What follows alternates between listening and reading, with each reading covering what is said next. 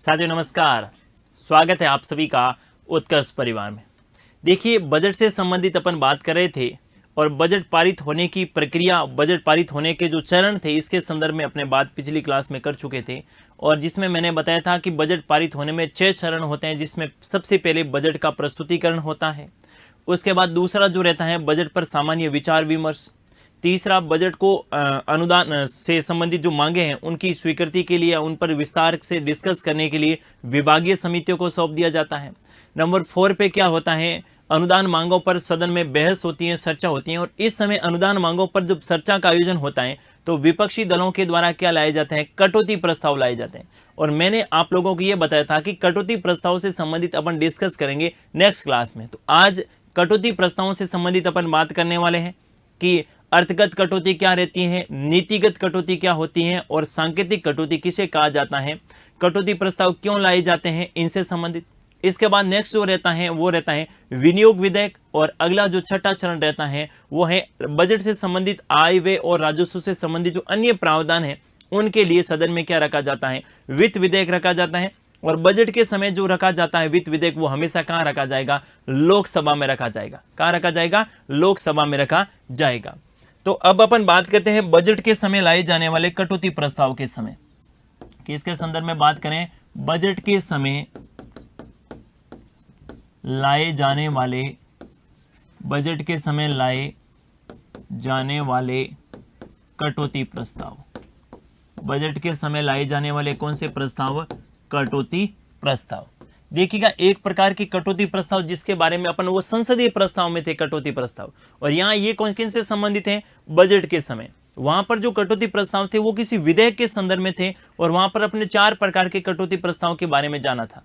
लेकिन जो बजट के समय कटौती प्रस्ताव लाए जाते हैं, ये 3 प्रकार के कटौती प्रस्ताव रहते हैं। सबसे पहले आपको ध्यान में रखना है कि ये जो बजट के समय कटौती प्रस्ताव लाए जाते हैं, बजट के समय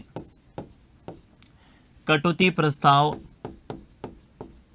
बजट के समय कटौती प्रस्ताव केवल लोकसभा में लाए जा सकते हैं, केवल लोकसभा में लाए जा सकते हैं, लाए जा सकते हैं, केवल लोकसभा में लाए जा सकते हैं।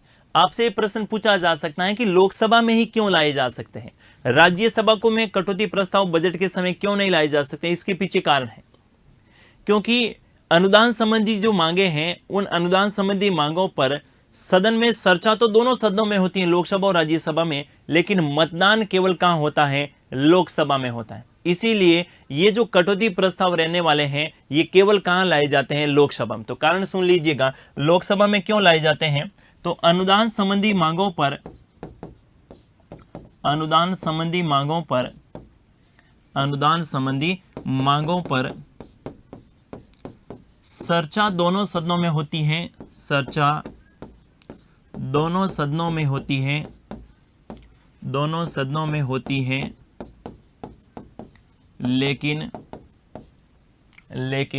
मतदान केवल, मतदान केवल लोकसभा में ही, लोकसभा में ही होता है, मतदान केवल लोकसभा में ही होता है। अतः कटौती प्रस्ताव भी, कटौती प्रस्ताव भी लोकसभा में ही लाए जाते हैं। कारण पता होना चाहिए, कटौती प्रस्ताव भी लोकसभा में ही लाए जाते हैं, लोकसभा में ही लाए जाते हैं। कटौती प्रस्ताव भी कहां लाए जाते हैं, लोकसभा में ही लाए जाते हैं। अब कटौती प्रस्ताव लाने का क्या उद्देश्य है, ये आपको ध्यान में रखना है।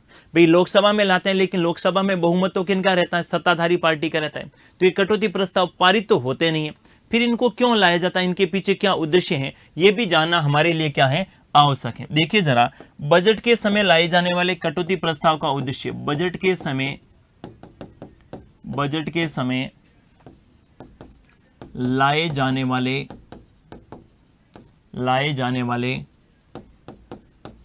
कटौती प्रस्ताव का उद्देश्य, कटौती प्रस्ताव का उद्देश्य, बजट के समय लाए जाने वाले कटौती प्रस्ताव का उद्देश्य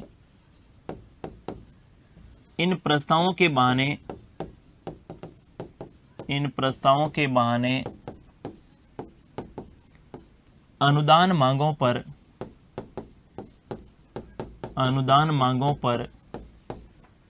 विस्तार पूर्वक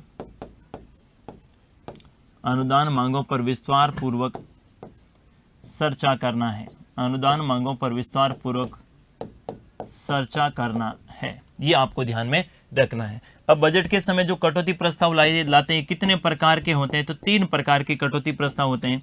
पहला जो रहता है उसको अपन नीतिगत कटौती बोल सकते हैं, नीतिगत कटौती प्रस्ताव। दूसरा जो कटौती प्रस्ताव होता है उसके अपन अर्थगत या इसे अपन मितव्ययता कटौती प्रस्ताव बोल सकते हैं, मितव्ययता कटौती प्रस्ताव।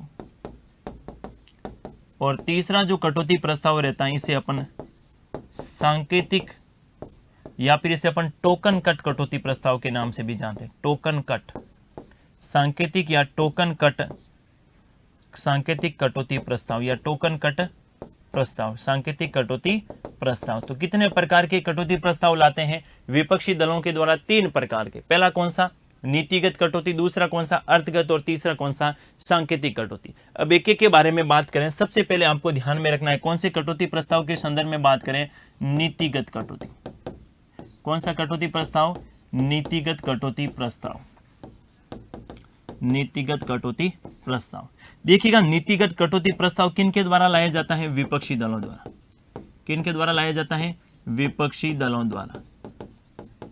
किससे संबंधित लाया जाता है? अनुदान मांग से संबंधित, अनुदान मांगों से संबंधित। अब देखिएगा अनुदान मांगों से संबंधित क्या होता है इसमें? अनुदान मांगों से संबंधित होने का मतलब है कि सरकार ने किसी भी मद के लिए जो अनुदान मांग पेश की है, सरकार ने किसी भी मद के लिए जो अनुदान मांग पेश की है, उन अनुदान मांग में कमी करने के लिए कटौती प्रस्ताव लाए जाते हैं। ध्यान से सुनिएगा मैं क्या कह रहा हूं कि सरकार ने किसी मद का मतलब होता है किसी विषय पर, सरकार ने किसी विषय पर कितने धन की आवश्यकता है उसका जो अनुमान पेश किया जाता है उसे अनुदान मांग कहते हैं। और सरकार ने मान लेते हैं कि चिकित्सा पर जो है 5,000 करोड़ रुपए या 6,000 करोड़ रुपए की अनुदान मांग पेश की। अब विपक्ष जो है उन अनुदान मांगों में कमी करने के लिए जो प्रस्ताव लाते हैं ना उसे अपन कटौती प्रस्ताव बोलते हैं। और नीतिगत कटौती में क्या होता है? नीतिगत कटौती में होता है कि सरकार ने किसी मद या विषय पर जो अनुदान मांग पेश की है, सरकार ने किसी मद या विषय पर जो अनुदान मांग पेश की है उन अनुदान मांग को कम करना और उनके स्थान पर कोई वैकल्पिक नीति का सुझाव देना। उन अनुदान मांग को क्या करना? कम करना और उनके स्थान पर कोई वैकल्पिक नीति का सुझाव देना। कौन सी कटौती कहलाएगी? नीतिगत कटौती। तो नीतिगत कटौती में आप क्या ध्यान में रखेंगे? सरकार ने जो अनुदान मांग पेश की है, सरकार ने जो अनुदान मांग पेश की है, जो अनुदान मांग पेश की है, अनुदान मांग पेश की है, अनुदान मांग पेश की है, उस मांग को कम करके 1 रुपये करना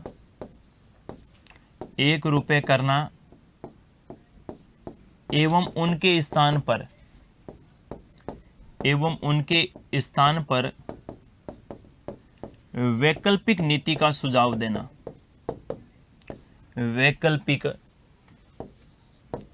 नीति का सुझाव देना, वैकल्पिक नीति का सुझाव देना। कौन सी कटौती प्रस्ताव कहलाएंगे? नीतिगत कटौती,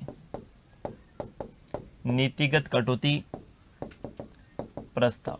ध्यान से सुनिएगा, यहां पर राशि कितने करने की बात की जा रही है कि अनुदान के समय जो राशि मांगी है ना उसको कम करके कितना कर दिया जाए? 1 रुपये कर दिया जाए एवं इनके स्थान पर कौन सी नीति? वैकल्पिक नीति अपनाने की क्या दिया गया है? सुझाव दिया गया। बस 2 बातें इसमें आपको ध्यान में रखनी। आपसे प्रश्न ये पूछा जा सकता है कि कौन सी ऐसी कटौती प्रस्ताव है जिसमें किसी मद या विषय के संदर्भ में जो अनुदान मांग थी उसको कम करके 1 रुपये करने की बात की जा रही। कौन सी करेंगे? नीतिगत कटौती। और कौन सा ऐसा प्रस्ताव है, कौन सी ऐसी कटौती प्रस्ताव है जिसमें जो है अनुदान से संबंधित जो राशि मांगी गई थी उनको कम करके उनके स्थान पर वैकल्पिक नीति के संदर्भ में बात की जाती है, वो भी आप कौन सी ध्यान में रखेंगे? कौन सी नीति आपके, कौन सा प्रस्ताव? नीतिगत कटौती प्रस्ताव। तो नीतिगत कटौती प्रस्ताव में रटा नहीं मारना है, केवल 2 बातें ध्यान में रखनी। जो अनुदान मांग पेश की गई है उसको कम करके 1 रुपए करना। जैसे चिकित्सा से या किसी भी विषय से संबंधित, किसी भी मत से संबंधित मान लेते हैं, जैसे रक्षा से संबंधित जो है 5 किसी विषय, रक्षा से संबंधित कोई सब विषय रहेगा, उससे संबंधित जो है सरकार ने 2000 करोड़ रुपए की अनुदान मांग पेश की। अब विपक्ष कहेगा कि रक्षा से संबंधित फिलहाल भारत में किसी भी दूसरे देश के साथ ऐसे संबंध नहीं, सब सामान्य संबंध है, तो रक्षा पर इस जो अनुदान मांग है इसको कम करके 1 रुपए कर दिया जाए और इनके स्थान पर ये पैसे अगर कोरोना चल रहा है और चिकित्सा पर खर्च किया जाए तो बेहतर होगा। तो सुझाव दे सकती है, मांगे मानना सत्ताधारी पार्टी पर डिपेंड करता है, वो माने नहीं माने, लेकिन इसके बहाने प्रत्येक अनुदान मांग पर क्या हो जाती है? चर्चा हो जाती है। तो नीतिगत कटौती में 2 बातें ध्यान में रखेंगे।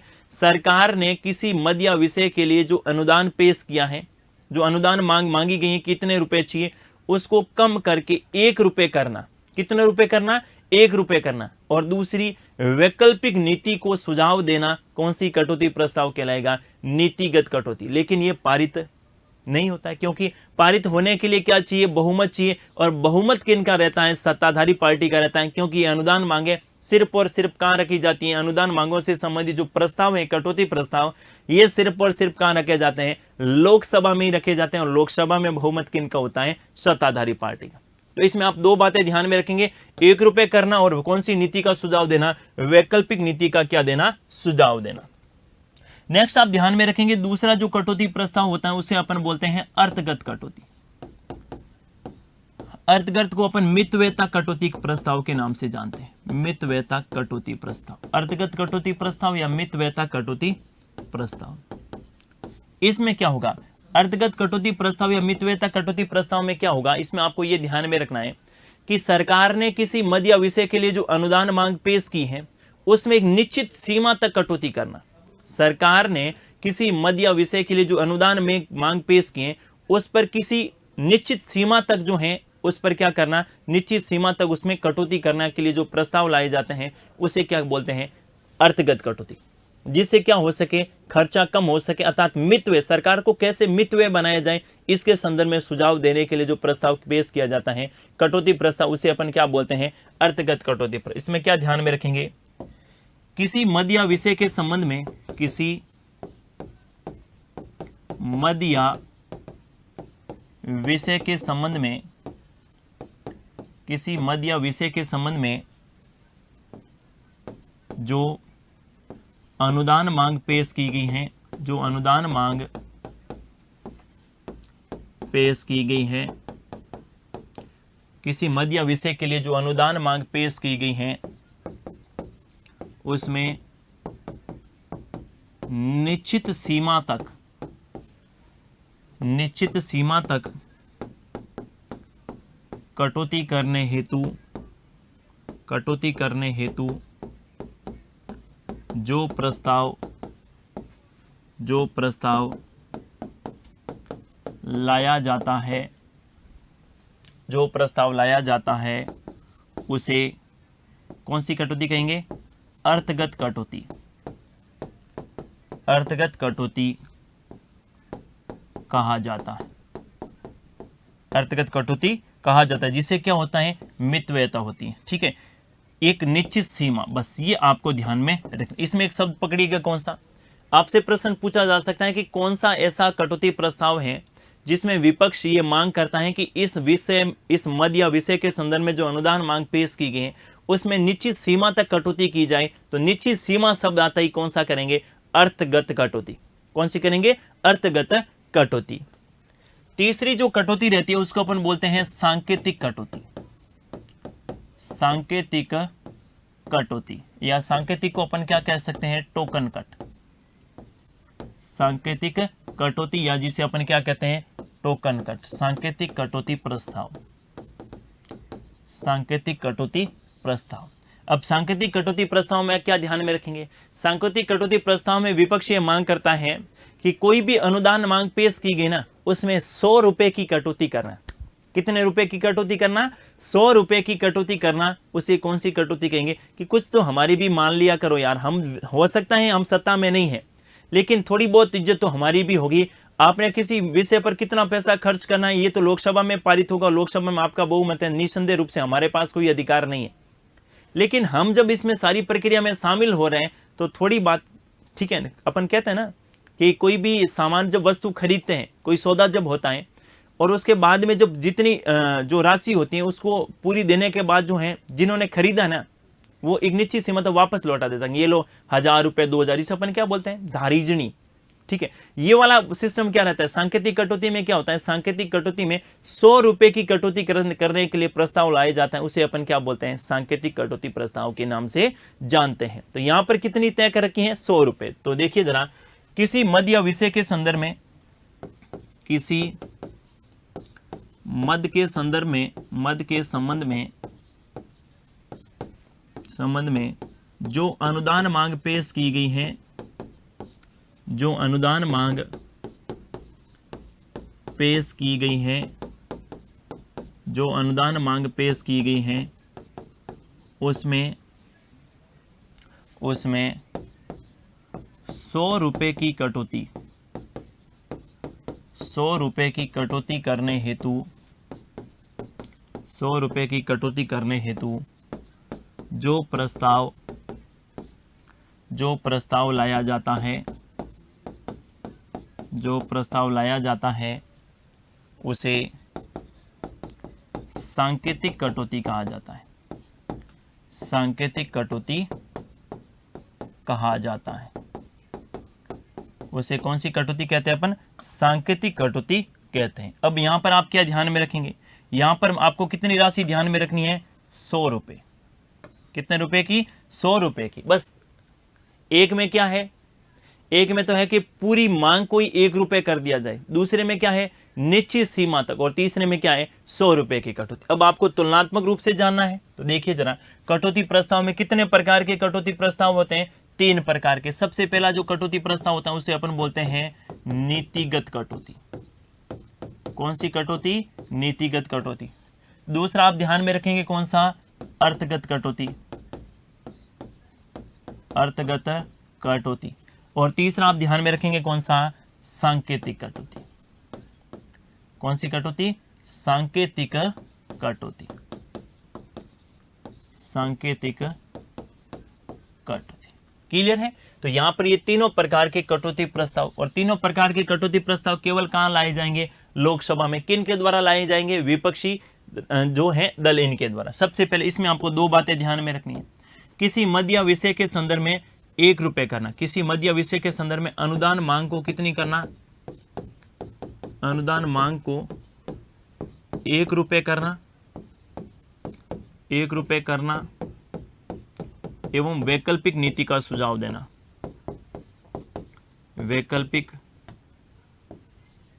वैकल्पिक नीति का सुझाव। बस हो गई बात क्लियर। कौन सा हो गया? आपके नीतिगत कटौती। इसमें क्या है? एक निश्चित सीमा तक कटौती, एक निश्चित सीमा तक कटौती, एक निश्चित सीमा तक कटौती।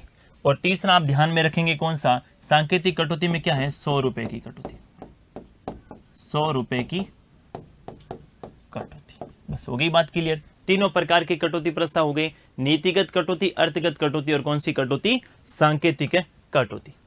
अब देखिए आर्टिकल 115 और आर्टिकल 116 में जो है 3 प्रकार के और अनुदान के संदर्भ में बात की गई है। जैसे आर्टिकल 115 में अनुपूरक अनुदान, अतिरिक्त अनुदान और अधिक अनुदान।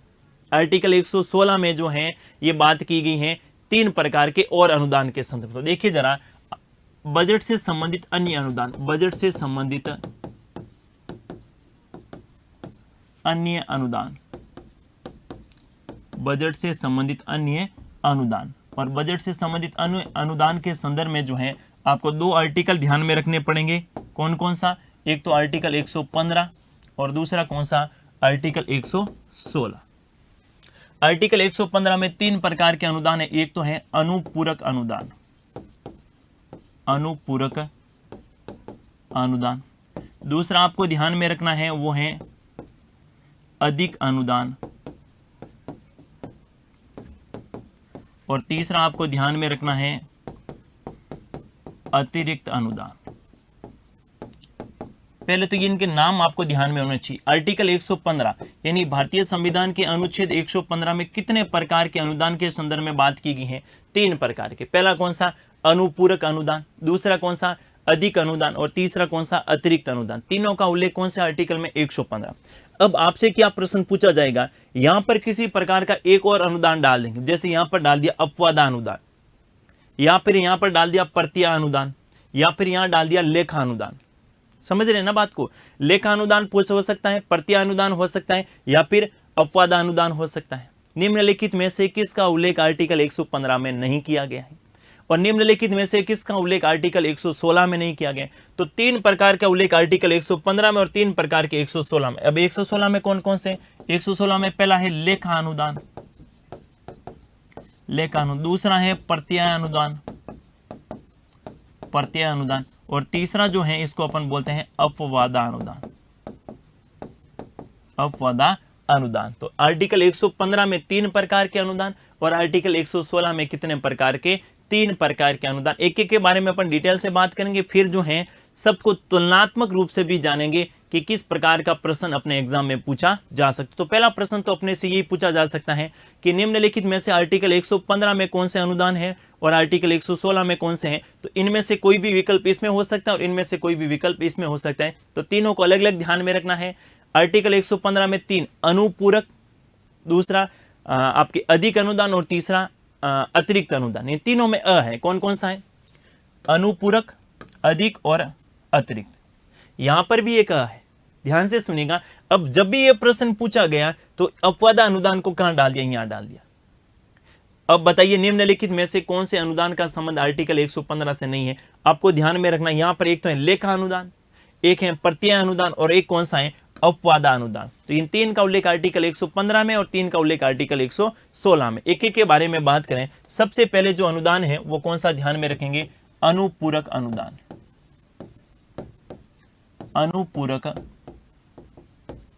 अनुदान, अनुपूरक अनुदान। देखिएगा, अनुपूरक अनुदान के संदर्भ में बात करें तो अनुपूरक अनुदान का उल्लेख भारतीय संविधान के कौन से आर्टिकल में? आर्टिकल 115 में। अब होता क्या है अनुपूरक अनुदान में? अनुपूरक अनुदान में आपको ध्यान में रखना है भाई, किसी मद के लिए अनुदान पेश किया जाता है बजट के समय, और ये सारे के सारे जो आर्टिकल 115 और 116 में जो अनुदान पड़ेंगे ये बजट के अलावा है। ये बजट के समय जो अनुदान पेश किए गए हैं इनके अलावा ये आपको ध्यान में रखना है। बजट के समय ये जो अनुदान है ये उपरोक्त सभी प्रकार के अनुदान, उपरोक्त सभी प्रकार के अनुदान, सभी प्रकार के अनुदान बजट से, बजट के अलावा, बजट के अलावा पेश किए जाने वाले, बजट के अलावा पेश किए जाने वाले अनुदान है।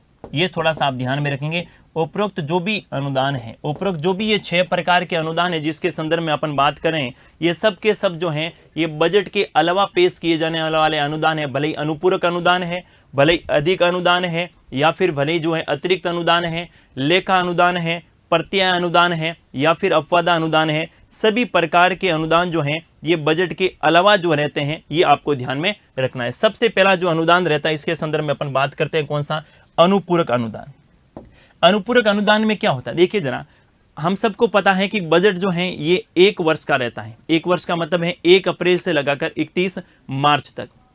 अब बजट के समय किसी मद या विषय के लिए जो राशि मांगी गई थी वो राशि कम पड़ गई। ध्यान से सुनिएगा मैं क्या कह रहा हूं। बजट के समय किसी मद या विषय के लिए जो राशि मांगी गई थी वो राशि बीच की अवधि में कम पड़ गई, और उसकी पूर्ति के लिए राष्ट्रपति के द्वारा जो अनुदान लोकसभा में पेश किया जाता है उसे अपन क्या बोलते हैं? अनुपूरक अनुदान। अनुपूरक अनुदान में क्या ध्यान में रखेंगे? ऐसा मद या विषय जिसका अनुदान से संबंधित, बजट से संबंधित राशि पेश तो की गई थी, जिनका बजट में उल्लेख भी था, लेकिन राशि बीच की अवधि में क्या पड़ गई, कम पड़ गई। जैसे मैं बात करूं स्वास्थ्य से संबंधित, मान लेते हैं कि स्वास्थ्य से संबंधित जो है 2000 करोड़ रुपए मांगे गए थे, लेकिन बीच में कोरोना आ गया, तो कोरोना के समय स्वास्थ्य उपकरणों की आवश्यकता बढ़ी, और जब उपकरणों की आवश्यकता पड़ी तो वहां तो उल्लेख ही नहीं था। भाई बजट में तो था 2000 करोड़, अब 2000 करोड़ से अधिक जो है पैसे खर्च हो रहे हैं, उल्लेख था लेकिन उल्लेख 2000 करोड़ का ही था। इस समय जो राष्ट्रपति के द्वारा जो अनुदान पेश की जाएगी उसे अपन क्या कहेंगे, अनुपूरक अनुदान के नाम से जानेंगे। तो यहां आप क्या ध्यान में रखेंगे, ऐसा मध्य विषय जिनके लिए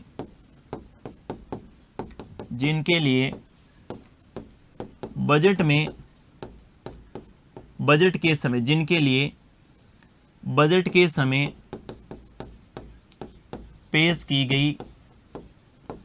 के समय पेश की गई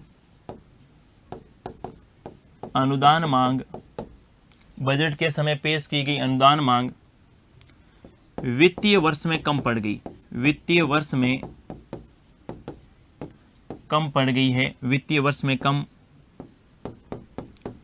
गई है। अनुदान मांग की राशि है ना, अनुदान मांग की राशि जो है ये वित्तीय वर्ष में कम पड़ गई है। इस हेतु जो अनुदान मांग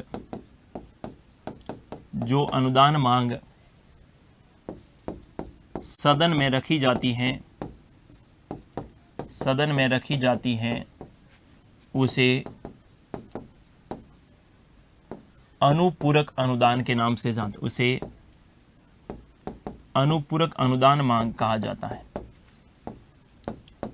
अब ऐसे को आपको एग्जाम्पल के माध्यम से समझना, अगर एग्जाम्पल के माध्यम से समझेंगे तो आपका कंसेप्ट क्लियर हो जाएगा। ऐसा मध्य विषय जिसका बजट में उल्लेख तो था, राशि भी आवंटित हुई थी, लेकिन राशि जो है वित्तीय वर्ष में क्या पड़ गई, कम पड़ गई। वित्तीय वर्ष का मतलब आप समझ रहे हैं 1 अप्रैल से लगाकर 31 मार्च, वित्तीय वर्ष में क्या पड़ गई, कम पड़ गई। अब उस विषय पर जो राशि की आवश्यकता पड़ेगी उनके लिए जो अनुदान पेश किया जाएगा उसे अपन कौन सा कहेंगे, अनुपूरक अनुदान कहेंगे। जैसे मैं एग्जाम्पल के माध्यम से आपको बताऊं तो आपको ध्यान में रखना है, देखिए जरा, जैसे मान लेते हैं स्वास्थ्य से संबंधित, और स्वास्थ्य से संबंधित जो है उपकरणों की खरीद के संबंधित, स्वास्थ्य उपकरण खरीद से संबंधित जो है, और ये जो है 2000 करोड़ रुपए की राशि रखी गई थी और स्वीकृत भी हो गई, लेकिन बीच की अवधि में क्या हो गया, कोरोना आ गया, और कोरोना आते ही जो है इनकी आवश्यकता बढ़ी, इनकी मांग बढ़ी, लेकिन यहां पर तो तय था कि 2000 करोड़ ही खरीद सकते हैं, क्योंकि पैसे संचित निधि से कितनी स्वीकृति मिली थी, 2000 करोड़। अब 2000 करोड़ से अधिक पैसे स्वीकृत करनी है तो संसद से क्या लेनी पड़ेगी, स्वीकृति लेनी पड़ेगी, और इस समय जब संसद की स्वीकृति की आवश्यकता रहेगी तो उसके लिए जो अनुदान मांग पेश की जाएगी उसे क्या कहेंगे, अनुपूरक अनुदान। ठीक है, तो स्वास्थ्य उपकरणों की खरीद के लिए राशि पहले 2000 करोड़ थी, कोरोना आ गया तो कोरोना के समय क्या हुआ, मांग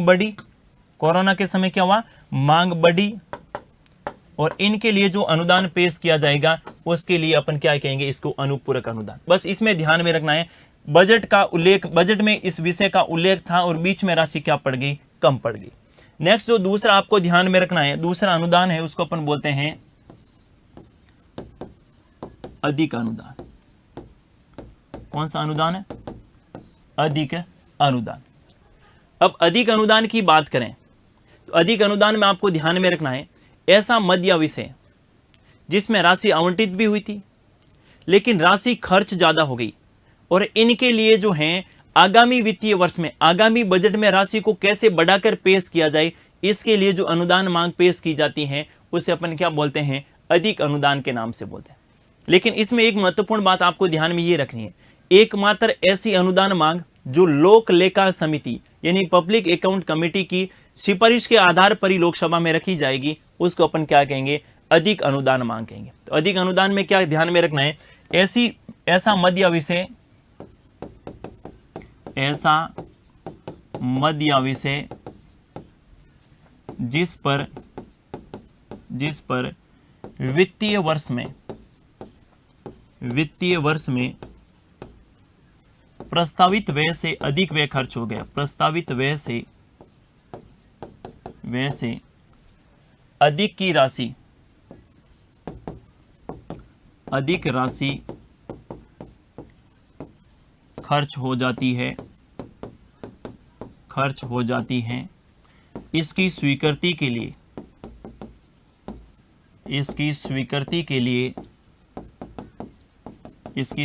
के लिए लोक लेखा समिति की अनुमति के पश्चात, लोक लेखा अपन बात कर चुके हैं, लोक लेखा समिति वित्तीय समितियों में सबसे महत्वपूर्ण समिति, लोक लेखा समिति की स्वीकृति के पश्चात, लोक लेखा समिति की स्वीकृति के पश्चात जो अनुदान मांग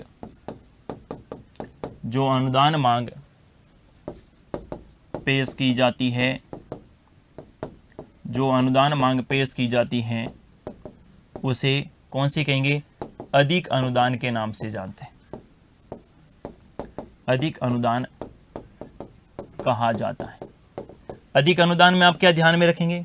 प्रस्तावित व्यय से अधिक राशि खर्च हो गई, प्रस्तावित व्यय से क्या हो गई? अधिक की राशि खर्च हो गई। और दूसरी बात आप ध्यान में रखेंगे, लोक लेखा समिति की स्वीकृति के पश्चात ही अनुदान मांग क्या की जाएगी? पेश की जाए। इनका उद्देश्य क्या है? इनका उद्देश्य है कि आगामी जो वित्तीय वर्ष रहेगा, आगामी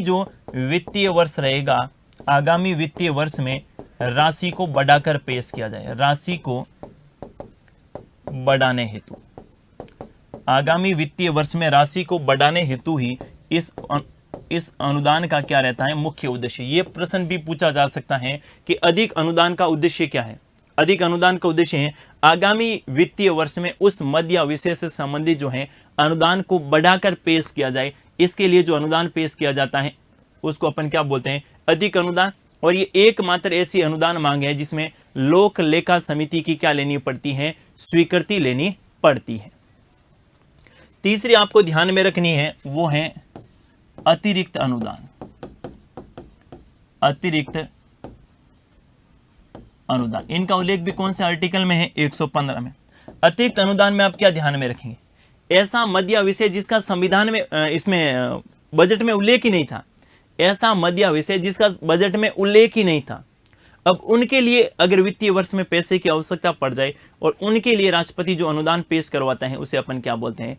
अतिरिक्त अनुदान। ऐसा मद या विषय। आप कहेंगे अनुपूरक और इसमें क्या फर्क है? तो देख लीजिए जरा, अनुपूरक में क्या कहा? ऐसा मद या विषय जिसका बजट में उल्लेख था लेकिन फिर बीच की अवधि में राशि कम पड़ गई। जबकि इसमें क्या है? ऐसा मद या विषय जिसका बजट में उल्लेख ही नहीं था, उनके लिए जब राशि की आवश्यकता पड़ेगी वित्तीय वर्ष में तो उसके लिए जो अनुदान पेश की जाएगी उसे अपन क्या बोलेंगे? अतिरिक्त अनुदान। ये थोड़ी सी आपके लिए कंफ्यूजन करने वाली हो सकती है, लेकिन मैं अगर इनको तीनों को तुलनात्मक रूप से आपको बताऊंगा तो बिल्कुल आपका कंसेप्ट क्या हो जाएगा? क्लियर हो जाएगा। देखिए जरा, ऐसा मद या विषय जिसका बजट में उल्लेख नहीं था, जिसका बजट में उल्लेख नहीं था, ऐसा मद या विषय जिसका बजट में उल्लेख नहीं था लेकिन वित्तीय वर्ष में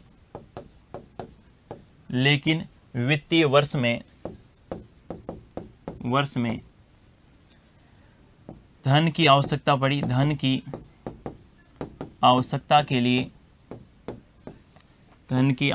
के लिए जो अनुदान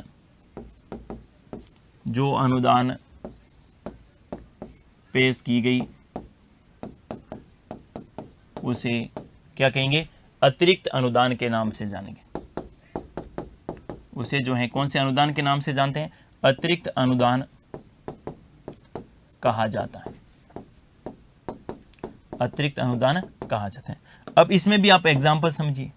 ऐसा मद या विषय जिसका बजट में उल्लेख ही नहीं था, ऐसा मद या विषय जिसका बजट में उल्लेख ही नहीं था और उसके लिए अगर धन की आवश्यकता पड़ती है, उसके लिए जो अनुदान पेश की जाती है उसे अपन अतिरिक्त जैसा नाम से अतिरिक्त अनुदान, बजट में उल्लेख नहीं था उनके अलावा अगर अनुदान की आवश्यकता पड़ती है, इस प्रकार के अनुदान मांग को अपन अतिरिक्त अनुदान के नाम से जानते हैं।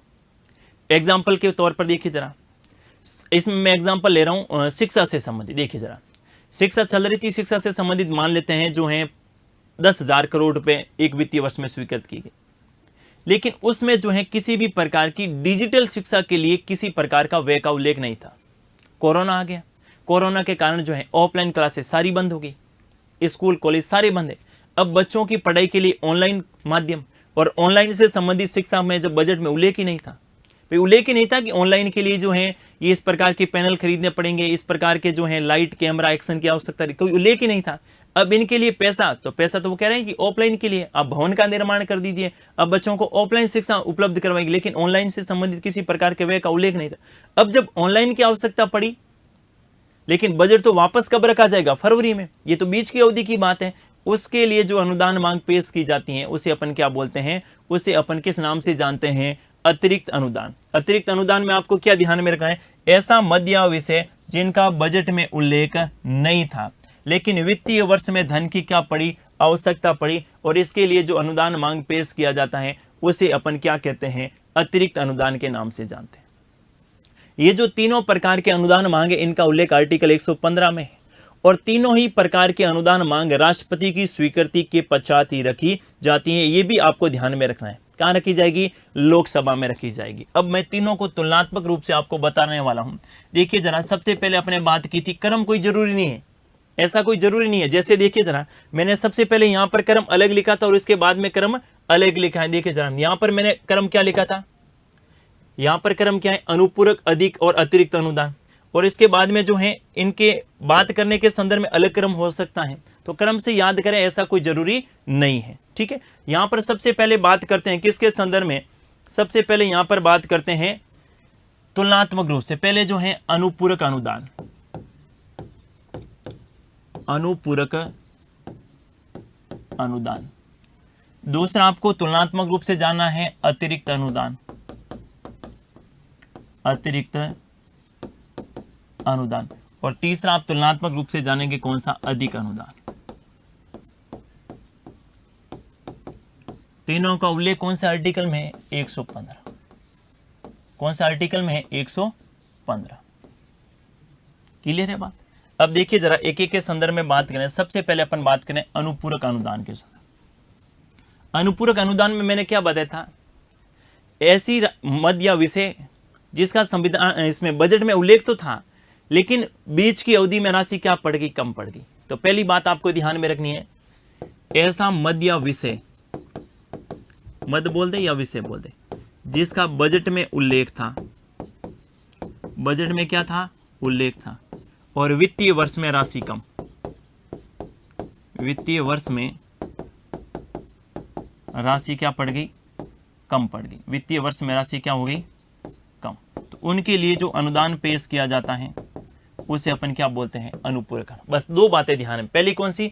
मद या विषय का बजट में उल्लेख था, वित्तीय वर्ष में राशि क्या पड़ गई? कम पड़ गई। अनुदान क्या कहेंगे? अनुपूरक अनुदान। ठीक है। दूसरा जो अनुदान है इसके संदर्भ में क्या ध्यान में रखेंगे?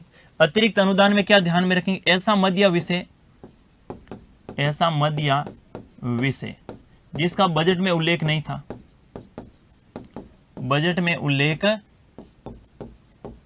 नहीं था। अब उनके लिए जो है वित्तीय वर्ष में धन की आवश्यकता, वित्तीय वर्ष में राशि की आवश्यकता, वित्तीय वर्ष में राशि की आवश्यकता, और उनके लिए जो अनुदान पेश किया जाएगा उसे अपन क्या बोलेंगे? अतिरिक्त अनुदान। इन दोनों में आपको एक ही फर्क समझना है, और एक फर्क समझ लिए तो दोनों कंसेप्ट क्लियर हो जाएंगे। एक फर्क कौन सा समझना है? इसका तो बजट में उल्लेख था और इनका बजट में उल्लेख नहीं था। बस एक ही फर्क है दोनों में। इनका तो बजट में उल्लेख था और इनका बजट में उल्लेख नहीं था। अब जब बजट में उल्लेख था तो राशि कम पड़ गई, और इनका बजट में उल्लेख ही नहीं था, राशि की आवश्यकता हुई। ठीक है, तो इनके लिए जो पेश किया जाएगी उसे अनुपूरक कहेंगे, और इनके लिए पेश की जाएगी इसे क्या कहेंगे? अतिरिक्त कहेंगे। इसी प्रकार से कंपैरिजन में पढ़ेंगे तो सभी प्रकार की अनुदान मांगे क्या हो जाएगी? क्लियर हो जाएगी। तीसरा जो है अधिक अनुदान। अधिक अनुदान में क्या है? राशि मिली तो थी, लेकिन जितनी आवंटित हुई थी, जितनी प्रस्तावित थी, उससे अधिक राशि व्यय हो गई। तो इसमें आप क्या ध्यान में रखेंगे? अधिक राशि व्यय हो गई। क्या ध्यान में रखेंगे? प्रस्तावित राशि से, प्रस्तावित व्यय से अधिक राशि खर्च, अधिक राशि खर्च, प्रस्तावित व्यय से अधिक राशि खर्च। इसमें क्या ध्यान में रखेंगे? लोक लेखा समिति की स्वीकृति। बस ये महत्वपूर्ण बिंदु ध्यान में रखना। लोक लेखा समिति की स्वीकृति से, लोक लेखा समिति की स्वीकृति से क्या पेश की जाएगी? अनुदान मांग। अनुदान मांग, उसे अपन क्या कहेंगे? अधिक अनुदान। किस नाम से जानेंगे? अधिक अनुदान। क्लियर है बात? ये तीनों प्रकार के अनुदान होंगे। तीनों का उल्लेख कौन से आर्टिकल में है? 115। भले ही अनुपूरक अनुदान का पूछ ले, अधिक अनुदान का पूछ ले, या फिर अतिरिक्त अनुदान का पूछ ले, तीनों को तुलनात्मक रूप से जानेंगे तो छोटा छोटा फर्क आपको यहाँ पर नजर आने वाला है। इनका बजट में उल्लेख था, इनका बजट में उल्लेख नहीं था, अधिक राशि खर्च हो गई, बस ये लोक लेखा समिति की स्वीकृति के पश्चात ही अनुदान। तीनों कौन पेश करवाएगा? राष्ट्रपति के द्वारा। नेक्स्ट अपन बात करें आर्टिकल 116 के संदर्भ में। आर्टिकल 116 में भी कितने प्रकार के अनुदान की बात की अपने? 3 प्रकार की। कौन कौन सी? लेखा अनुदान, प्रत्यय अनुदान, ये और तीसरा कौन सा? अपवाद अनुदान। सबसे पहले बात करें, सबसे महत्वपूर्ण जो रहती है अनुदान, उसको अपन बोलते हैं लेखा अनुदान। कौन सा अनुदान है? लेखा अनुदान। लेखा अनुदान में क्या होता है? आप सबको पता है कि बजट की प्रक्रिया में समय लगता है, और बजट के समय जो अनुदान मांगे पेश की गई हैं और उसमें 2 से 3 माह का समय लग जाता है। यानी बजट के समय जो राशि है, बजट के समय जो राशि है, यानी बजट का वर्ष तो होता है 1 अप्रैल से लगाकर कौन सा?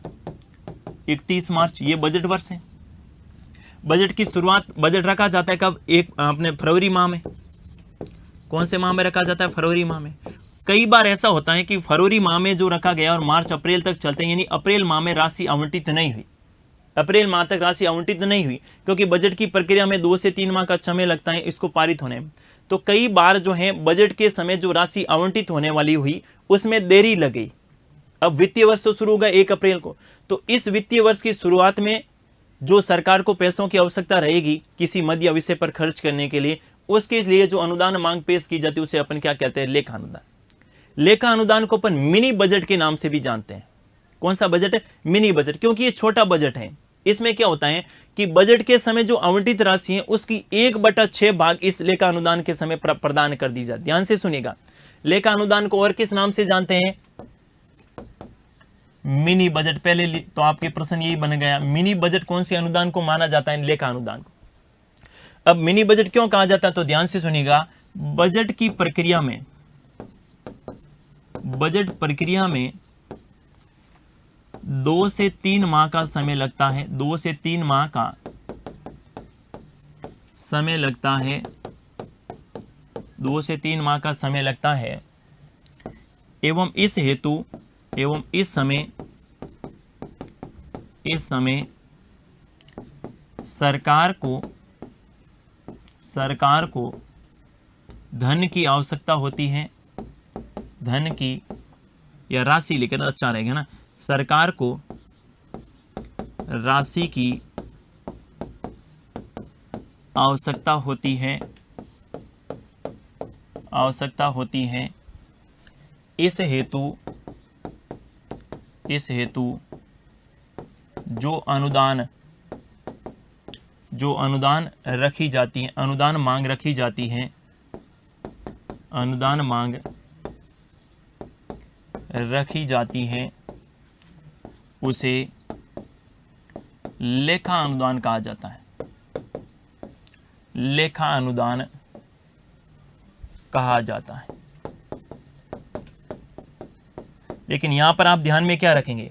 लेखा अनुदान में आवंटित राशि 1/6 से अधिक नहीं हुई। लेखा अनुदान में, यह महत्वपूर्ण बिंदु है, लेखा अनुदान में राशि कुल बजट की 1/6 से अधिक नहीं होती है। 1/6 से अधिक नहीं होती है।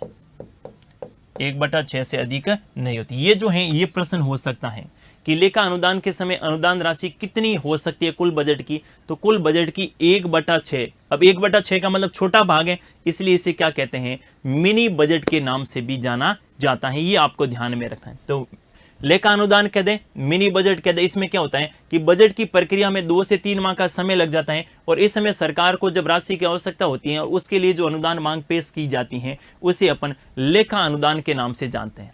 किस नाम से जानते हैं? लेखा अनुदान के नाम से जाना जाता है। लेकिन लेखा अनुदान में आवंटित राशि कुल बजट की 1/6 से अधिक नहीं होती है, ये आपको ध्यान में रखना है। नेक्स्ट जो रहेगी वो आर्टिकल 116 में दूसरी जो रहेगी उसको अपन बोलते हैं प्रत्यय अनुदान। क्या बोलते हैं? प्रत्यय अनुदान। किस नाम से जानते हैं? प्रत्यय अनुदान। और प्रत्यय अनुदान के संदर्भ में कहा जाता है कि संसद के द्वारा कार्यपालिका को दिया गया ब्लैंक चेक, संसद के द्वारा कार्यपालिका को दिया गया खाली चेक, किसको कहा जाता है? प्रत्यय अनुदान को कहा जाता है। कि जब भी आकस्मिक रूप से कार्यपालिका को धन की आवश्यकता पड़े, आकस्मिक रूप से सरकार को धन की आवश्यकता पड़े, उसके लिए जो अनुदान मांग पेश की जाती है उसे अपन प्रत्यय अनुदान के नाम से जानते हैं। मैं क्या कह रहा हूं कि इसे किस नाम से जानते हैं? तो इसे जो है कार्यपालिका को संसद के द्वारा दिया गया ब्लैंक चेक। तो यहां पर ध्यान में रखिएगा, जब कार्यपालिका को, कार्यपालिका का मतलब सरकार, जब कार्यपालिका को आकस्मिक रूप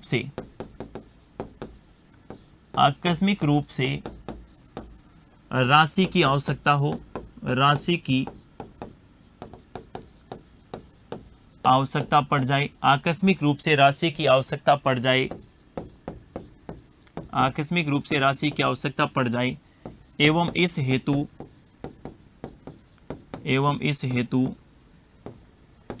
जो अनुदान मांग पेश की जाती हैं उसे प्रत्यय अनुदान के नाम से जानते हैं, उसे प्रत्यय अनुदान कहा जाता है। कौन सा अनुदान कहा जाता है? प्रत्यय अनुदान कहा जाता है। अब प्रत्यय अनुदान में मैंने कहा एक जो महत्वपूर्ण बिंदु आपको ध्यान में रखना वो कौन सा है? संसद के द्वारा कार्यपालिका को दिया गया, संसद के द्वारा कार्यपालिका को दिया गया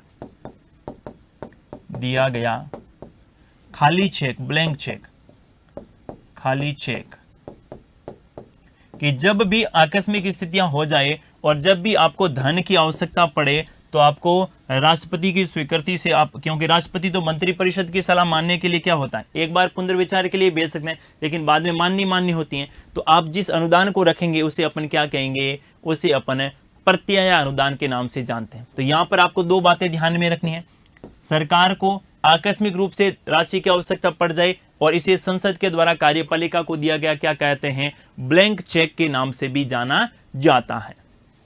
क्लियर है? लास्ट जो रहेगी आपके नंबर 6 पे आपको ध्यान में रखना है, यानी आर्टिकल 116 की जो तीसरी रहती है उसको अपन बोलते हैं अपवादा अनुदान। अपवादा अनुदान देखिएगा, इससे पूर्व जो 5 अनुदान मांगे आपने पढ़ी थी, कौन कौन सी? अनुपूरक अनुदान हो, भले ही अधिक अनुदान हो, भले ही अतिरिक्त अनुदान हो, भले ही लेखा अनुदान हो और भले ही प्रत्यय अनुदान हो, वो सारी की सारी राष्ट्रपति की स्वीकृति के पश्चात ही रखी जाती थी। एकमात्र ऐसी अनुदान मांग जो राष्ट्रपति की बिना स्वीकृति के सदन में रखी जाती है उसे अपन क्या बोलते हैं? अपवाद। कभी कभार ऐसी आवश्यकता पड़ती है जब किसी मध्य विषय के लिए राष्ट्रपति की बिना स्वीकृति के लिए जो अनुदान मांग पेश कर दी जाती है उसे अपन अपवाद, जैसा नाम से उल्लेखित है अपवाद है, एक प्रकार का, पांचों से अलग है, इसे अपन अपवादा अनुदान के नाम से जानते हैं। तो यहां पर क्या ध्यान में रखेंगे? राष्ट्रपति की बिना स्वीकृति के, राष्ट्रपति की बिना स्वीकृति के, राष्ट्रपति की बिना स्वीकृति के किसी मध्य विषय से संबंधित, किसी मध्य विषय से संबंधित, किसी मध्य विषय से संबंधित जो अनुदान मांग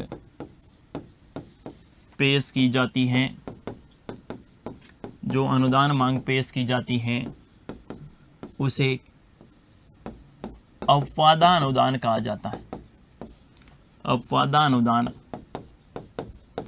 कहा जाता है। तो ये कितने प्रकार की हो गई? 6 प्रकार की होगी, जिसमें आर्टिकल 115 में 3 और आर्टिकल 116 में 3। अब जो आर्टिकल 116 में 3 प्रकार दे रखे हैं, इनको अपन तुलनात्मक रूप से जानना है। आर्टिकल 116 में पहली जो अनुदान मांग थी उसको अपन बोलते थे लेखा अनुदान। कौन सी अनुदान है? लेखा अनुदान। लेखा अनुदान। दूसरी जो थी उसको अपन कहते थे प्रत्याय अनुदान, और तीसरी जो थी उसको अपन कहते थे अपवादानुदान। अपवादानुदान, ठीक है। इन तीनों का उल्लेख कौन सा आर्टिकल में है? इन तीनों का उल्लेख आर्टिकल जो है 116 में। 116 में कौन कौन सी का? लेखा अनुदान का, दूसरी प्रत्याय अनुदान का, और तीसरी कौन सी? अपवादानुदान। इसमें क्या कहते हैं? इस लेखा अनुदान को बोलते हैं मिनी बजट। इसको क्या कहते हैं? तो इसको कहते हैं कार्यपालिका को संसद के द्वारा दिया गया ब्लैंक चेक। संसद के द्वारा कार्यपालिका को दिया गया, संसद के द्वारा कार्यपालिका को सौंपा गया खाली चेक। संसद के द्वारा कार्यपालिका को सौंपा गया खाली चेक। ये तो इनके उपनाम हो गए। अब बात करते हैं किनके संदर्भ में? इनके संदर्भ। तो यहां पर आपको ध्यान में रखना है, लेखा अनुदान में क्या है? इसमें कुल बजट राशि की अधिकतम कितनी? 1/6 राशि आवंटित होती है। राशि आवंटित क्यों होती है? कारण आपको पता होना चाहिए, क्योंकि बजट की प्रक्रिया में क्या लग जाता है? समय। बजट प्रक्रिया में समय, और इसके कारण अगर कार्यपालिका को धन की आवश्यकता पड़ती है, कार्यपालिका को धन की आवश्यकता पड़ती है, उसके लिए जो अनुदान मांग पेश की जाती है उसे क्या कहते हैं? लेखा अनुदान। रट्टा बिल्कुल ही नहीं मारना है, क्या करना है? इसे मिनी बजट। और जैसे ही मिनी बजट आपने समझ लिया, इसका मतलब समझ जाएंगे कि बजट की प्रक्रिया में 2 से 3 माह का समय लगता है। उसके लिए कार्यपालिका को उस अवधि के लिए जब धन की आवश्यकता पड़ती है और उसके लिए जो अनुदान मांग पेश की जाती है उसे अपन लेखा अनुदान के नाम से जानते हैं। और लेखा अनुदान में राशि तय कर रखी है कि इसमें अधिकतम राशि कितनी होगी? कुल बजट की 1/6 से अधिक लेखा अनुदान में जो है अनुदान नहीं दिया जाएगा, अनुदान मांग नहीं होगी। अधिकतम राशि है 1/6, कम कितनी भी हो सकती है, ठीक है। इसमें क्या है? आकस्मिक रूप से धन की आवश्यकता पड़ जाए, क्या ध्यान में रखेंगे? जब कार्यपालिका को क्या किस रूप में? आकस्मिक रूप में धन की आवश्यकता पड़ जाए। आकस्मिक रूप से धन की आवश्यकता पड़ जाए। आकस्मिक रूप से धन की क्या पड़ जाए? आवश्यकता पड़ जाए, और उसके लिए जो अनुदान पेश की जाती है उसे अपन प्रत्याय अनुदान कहते हैं। और लास्ट कौन सी है? अपवादानुदान। अपवादानुदान में आप क्या ध्यान में रखेंगे? राष्ट्रपति की बिना अनुमति के, राष्ट्रपति के बिना पूर्वानुमति के, बिना पूर्वानुमति के जो अनुदान पेश की जाती हैं उसे अपन क्या बोलते हैं? अपवादा अनुदान के नाम से जाना जाता है। तो क्लियर हो गई तीनों प्रकार की। आर्टिकल 116 में लेखा अनुदान, दूसरी प्रत्याय अनुदान, और तीसरी कौन सी? अपवादा अनुदान। तो ये थी अनुदान संबंधी मांगे जो बजट से के अलावा, यानी बजट में उल्लेख नहीं था, इनके अलावा समय समय पर अनुदान मांग पेश की जाती है। एक शब्द आप कई बार सुनते हैं जिसको अपन बोलते हैं मार्च रच। ये भी कई बार प्रश्न पूछा जाता है, मार्च रच क्या होता है? देखिए, इसको समझना है। मार्च रच में क्या होता है कि मैंने कहा वित्तीय वर्ष होता है 1 अप्रैल से लगाकर 31 मार्च तक। वित्तीय वर्ष क्या होता है? वित्तीय वर्ष, भारत में वित्तीय वर्ष है भाई 1 अप्रैल से लगाकर 31 मार्च तक। वित्तीय वर्ष क्या है? 1 अप्रैल से 31 मार्च। यानी जो भी राशि मिली है ना, जो भी राशि आवंटित हुई है किसी मध्य विषय के लिए, जो भी राशि आवंटित हुई है उस राशि को जो है इसकी अवधि तक क्या करना होगा? खर्च करना होगा। जो भी राशि मिली है उस राशि को 1 अप्रैल से लगाकर 31 मार्च तक खर्च करना है। अगर राशि खर्च नहीं हुई, अगर राशि खर्च नहीं हुई तो व्यक्तिगत का सिद्धांत आपने सुना होगा, राशि वापस चली जाएगी। व्यक्तिगत का सिद्धांत प्रभावी होकर राशि क्या हो जाएगी? वापस चली जाएगी। अब क्या करते हैं? सरकारी जितने भी कार्यालय हैं वो क्या करते हैं? कई बार फरवरी तक उनको पता चलता है कि अपने पास राशि जो आवंटित हुई थी उस राशि का 1/3 भाग अभी तक शेष पड़ा है और मार्च 1 महीना बचा है। तो मार्च के महीने में सरकारी कार्यालयों के द्वारा जो अत्यधिक मात्रा में धन खर्च किया जाता है उसे अपन मार्च रस के नाम से जानते हैं। ये क्वेश्चन कई बार मेंस में पूछा जाता है, मार्च रस क्या होता है लिखिए। तो मार्च रस में आपको ध्यान में रखना है कि व्यक्तिगत के सिद्धांत से बचने के लिए सरकार के द्वारा मार्च के महीने में जो धन खर्च किया जाता है अत्यधिक मात्रा में, उसे अपन क्या कहते हैं, अपन मार्च रस के नाम से जानते हैं। तो क्या ध्यान में रखेंगे, व्यक्तिगत के सिद्धांत से बचने के लिए,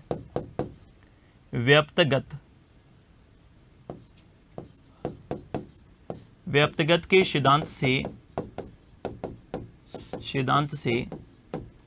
बचने के लिए, व्यक्तिगत के सिद्धांत से बचने के लिए सरकारी कार्यालयों के द्वारा, सरकारी कार्यालयों के द्वारा जो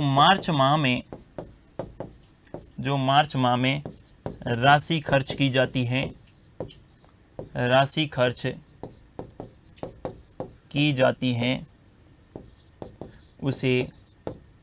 उसे किस नाम से जानते हैं, मार्च रस के नाम से जानते हैं। ये आपको ध्यान में रखना है। कौन सा हो गया, मार्च रस, जो किन से संबंधित था, बजट से संबंधित कई बार प्रश्न पूछ लिया जाता है, मार्च रस क्या होता है और मार्च रस से संबंधित क्या प्रावधान होते हैं। क्लियर है बात। ये थे संसद से संबंधित, बजट से संबंधित प्रावधान जो अपने पढ़े थे आर्टिकल 115 और आर्टिकल 116 से संबंधित। इनके अलावा संसद क्या कार्य करती है, देखिए संसद के कार्यों के संदर्भ में अपन बात करें, संसद के कार्यों के संदर्भ में अपने बात करें तो संसद के कार्यों में अपने पढ़ा था सबसे पहले विधेयकों के संदर्भ में, जिसमें अपने सबसे पहले जाना था साधारण विधेयक। कौन सा विधेयक, साधारण विधेयक। दूसरा अपने जाना था वित्त विधेयक। कौन सा विधेयक, वित्त विधेयक। और वित्त विधेयक के 3 पार्ट जाने थे, कौन कौन से, एक तो है धन विधेयक, क्योंकि सभी प्रकार के धन विधेयक जो वित्त विधेयक में शामिल होते हैं। दूसरा अपना जाना था आर्टिकल 117(1) और आर्टिकल 117(3), ठीक है।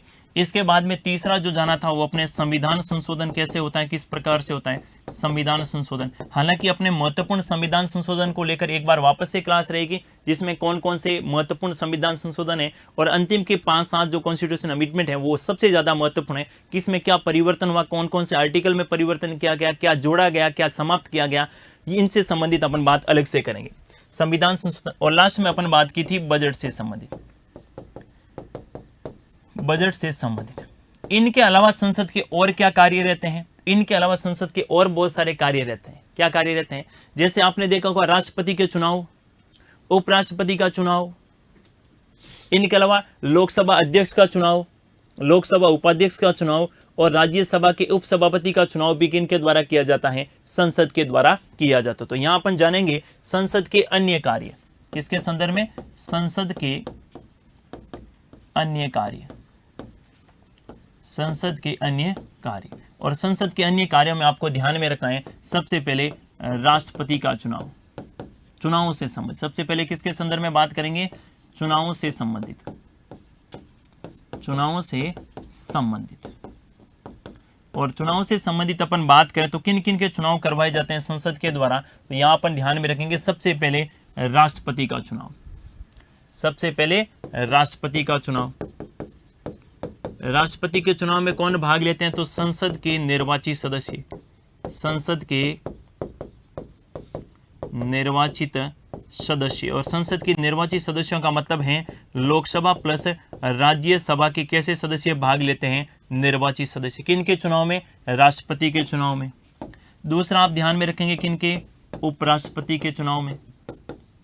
उपराष्ट्रपति के चुनाव में भाग लेते हैं संसद के सभी सदस्य, संसद के कैसे सदस्य हैं, सभी सदस्य, संसद के सभी सदस्य। और संसद के सभी सदस्यों का मतलब हुआ निर्वाचित और मनोनीत। संसद के सभी सदस्यों का मतलब हुआ लोकसभा और राज्यसभा के निर्वाचित और मनोनीत, निर्वाचित और मनोनीत, लोकसभा और राज्यसभा के निर्वाचित और मनोनीत। तीसरा आप ध्यान में रखेंगे कौन सा, लोकसभा अध्यक्ष, लोकसभा अध्यक्ष और उपाध्यक्ष, लोकसभा अध्यक्ष एंड लोकसभा का उपाध्यक्ष। इनके चुनाव में कौन भाग लेते हैं?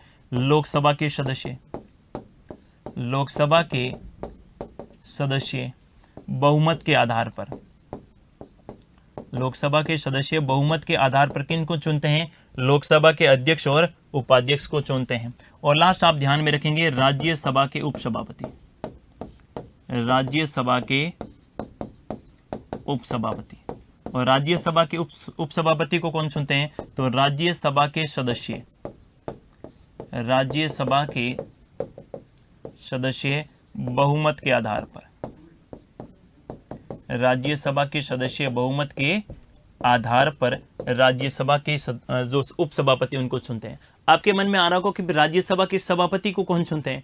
राज्यसभा का सभापति कौन होता है? उपराष्ट्रपति। और उपराष्ट्रपति जो हैं इनका चुनाव भी किनके द्वारा किया जाता है? लोकसभा और राज्यसभा के सभी सदस्यों के द्वारा मिलकर के। तो संसद के अन्य कार्यों में क्या ध्यान में रखेंगे? चुनाव से संबंधित, जिसमें राष्ट्रपति के चुनाव में संसद के निर्वाचित सदस्य भाग लेते हैं, उपराष्ट्रपति के चुनाव में संसद के सभी सदस्य भाग लेते हैं, जिसमें निर्वाचित भी होते हैं और मनोनीत भी होते हैं।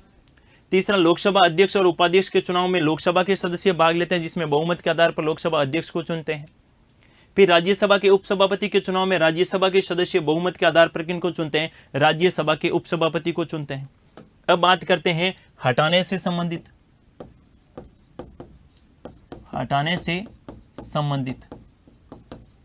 अब हटाने से संबंधित अपन बात करें तो देखिए जरा, राष्ट्रपति को हटाने के लिए संसद महाभियोग लाता है। सबसे पहले हटाने के संदर्भ में अपन बात करें किनको हटाने के लिए?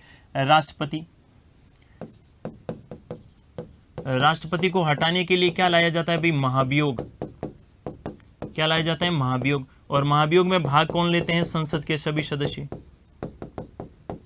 संसद के कैसे सदस्य? सभी सदस्य भाग लेते हैं। दूसरा अपन बात करें किनको? उपराष्ट्रपति को। उपराष्ट्रपति, महाभियोग का उल्लेख कौन सा आर्टिकल में? 61।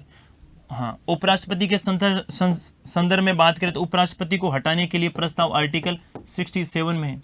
उपराष्ट्रपति को हटाने के लिए पहले प्रस्ताव कहाँ लाया जाता है? राज्यसभा में। कहाँ लाया जाता है? राज्यसभा में। और राज्यसभा में कौन से बहुमत से? तात्कालिक। राज्यसभा में तात्कालिक बहुमत। और उसके बाद में लोकसभा से क्या लेनी होती है? स्वीकृति। लोकसभा से क्या लेनी होती है? स्वीकृति। ठीक है। इसके बाद अपन बात करें किनके संदर्भ में, तो नेक्स्ट आप ध्यान में रख सकते हैं कि सर्वोच्च न्यायालय एवं उच्च न्यायालय के न्यायाधीशों को हटाना। सर्वोच्च न्यायालय एवं उच्च न्यायालय के न्यायाधीशों को हटाना। सर्वोच्च न्यायालय एवं उच्च न्यायालय के न्यायाधीशों को हटाने के लिए क्या लाया जाता है? लोकसभा या राज्यसभा किसी में एक प्रस्ताव लाया जाता है। और अगर लोकसभा में लाया गया 100 सदस्य, राज्यसभा में लाया गया तो 50 सदस्यों की स्वीकृति। और इनके बाद में उपस्थित और मतदान में भाग लेने वाले सदस्य संख्या के 2/3 बहुमत की आवश्यकता होती है। उपस्थित और मतदान में, उपस्थित और मतदान में भाग लेना, यहाँ पर कैसी आवश्यकता होती है? संसद के सभी सदस्यों और कुल सदस्य संख्या का 2/3 बहुमत। कुल सदस्य संख्या का 2/3 बहुमत। ध्यान से सुनिएगा, अंतर भी समझ में आ जाएगा। अगर राष्ट्रपति को हटाने के संदर्भ में बात करें तो यहां पर कुल सदस्य संख्या का 2/3 बहुमत, और वहां पर क्या रहेगा? उपस्थित और मतदान में भाग लेने वाले सदस्य संख्या का कौन सा बहुमत? 2/3 बहुमत। किनको हटाया जाएगा? सुप्रीम कोर्ट के न्यायाधीश और हाई कोर्ट के न्यायाधीश, दोनों को हटाने के अधिकार किनको दिया गया है? संसद को दिया गया है। नेक्स्ट अपन बात करें तो अगला आप ध्यान में रख सकते हैं कौन सा? सीएजी को हटाने के संदर्भ में। सीएजी का मतलब है नियंत्रक एवं महालेखा परीक्षक। नियंत्रक एवं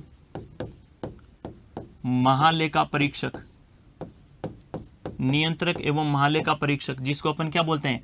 महालेखा परीक्षक, जिसको अपन बोलते हैं सीएजी।